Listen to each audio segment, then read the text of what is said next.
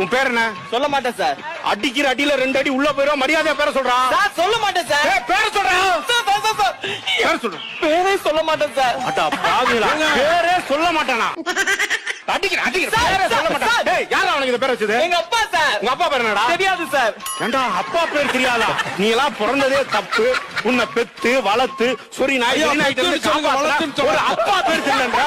அப்பா பேர் என்னடா? தெரியாது சார். டேய், அப்பா பேர் என்ன சொல்றா? எல்லாரும் அடிக்காதீங்க சார்.